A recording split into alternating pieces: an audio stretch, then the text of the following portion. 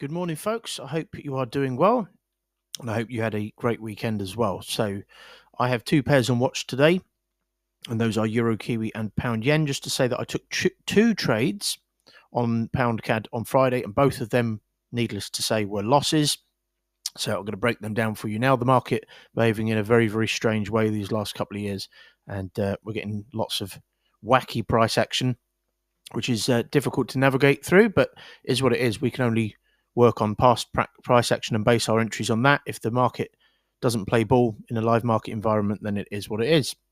So why was I looking at this trade? I was looking at this because we had the 1, 2, 3, the textbook 1, 2, 3 into an area of value on the daily chart.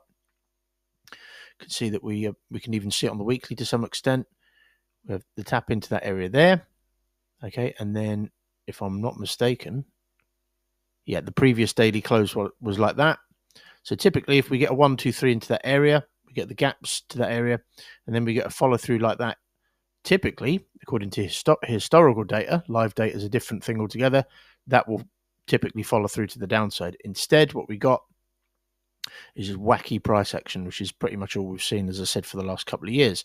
So with the 4-hour follow through, with the consolidation afterwards, and so what I did, the first trade. Okay, let's break these down in order. So I was looking to target these lows down here. We got the push down, we got the flag. So after we got the signal price action there, if we just look at this on the 15-minute chart, so we had this consolidation here. Okay, we have the gaps to it, implying that the stop losses are here. We tap into the area, so it's a 1-hour structure. I can see the structure on the 1-hour chart. So I got short after the close of this bearish high test candle there, just below it. I got wicked in. I cropped through the wick because there's no point having your stop loss above here, because if price comes all the way back up to here again, then it's likely not the trade you think it is. So therefore, all you're doing is compromising your risk to reward. So I cropped through the wick. I still had about a 17 pip stop loss, I think, more than enough. And then, of course, I got wicked in, wicked out, and then price started to commit but didn't. So when price started to commit here, what I did is I looked for the re-entry. So one of the things people do if they've not worked on their psychology is they take a loss, then they sit there licking their wounds, feeling sorry for themselves. I don't do that. I couldn't give a shit what the market does. And we kept the consolidation. So after I got tagged out here, I thought, okay, we'll set the entry on the break. So I got tagged out by this candle here. I think it was that. Yeah, it must have been that candle. Then we got the second entry. So once again, I cropped through the wicks. Once again, no point having your stop loss above here. It serves no purpose. I set the entry there. I got wicked in to the tick, and then price just did a handbrake turn in the other direction. So 2 losses. Very happy with those. I've tested these extensively over the last 5 years. They've played out consistently in testing, just almost never in a live market environment for reasons which remain a complete and utter mystery to me. But that's one of the reasons I don't rely on trading to provide me with my income. Anyway, Euro Kiwi. So on this one we have.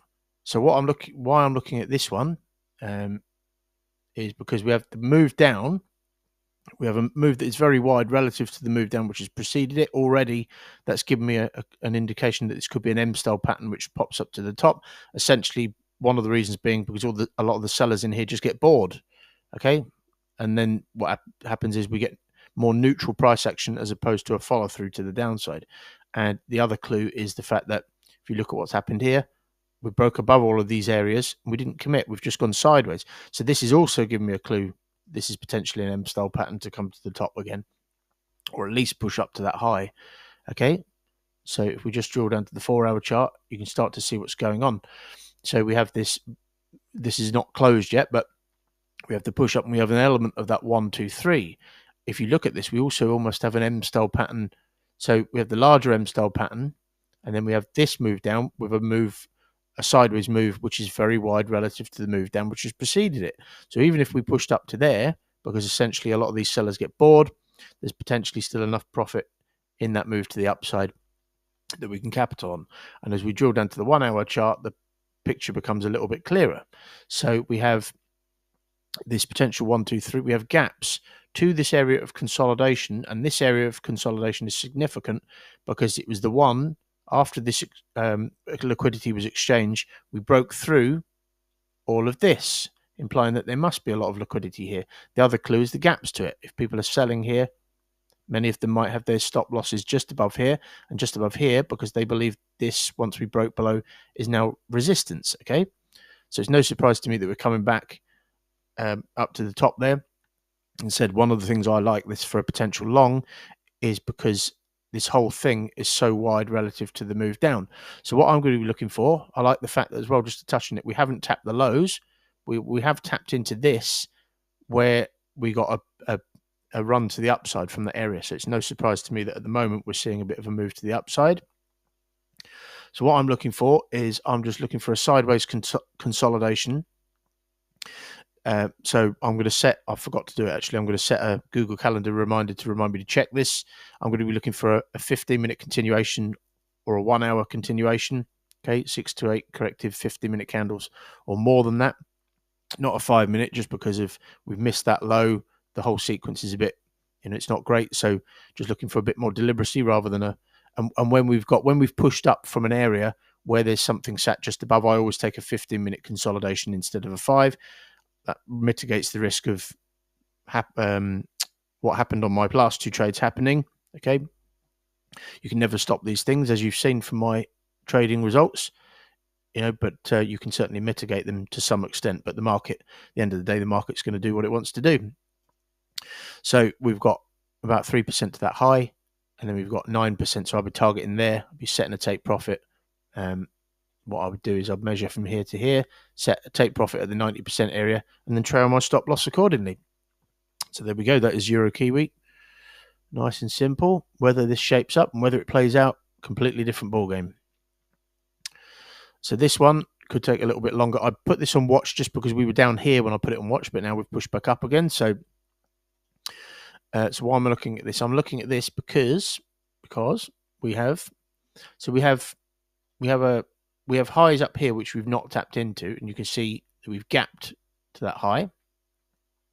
Okay, I'm looking at this because, and we have all of this volume here. Okay, we've broken out of quite a lot of volume. Okay, when we break out of a lot of volume, it's not normally the case that we tap into something like that and then just push to the downside. Usually, the volume that we've broken out of gives this the springboard or the legs to push a lot higher to potentially tap into these, especially when we have a move down and a move like this sideways move, which is very, very wide relative to the move down. Okay. And if we just zoom in a bit, we could also be retesting the back end of all of this volume by way of what's happening now. So this could be a retest of this to go long to take out this high, which this high near missed too, where the stops likely are. So if we just zoom down, we have that element of a reversal structure.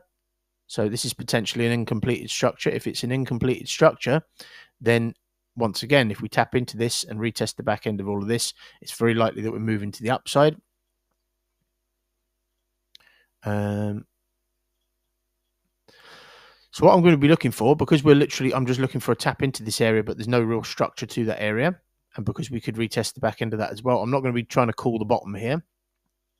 What I'm going to be doing, I'm going to be looking for a tap into that area. And once again, a push up and a 15-minute continuation, all things considered, not a 5.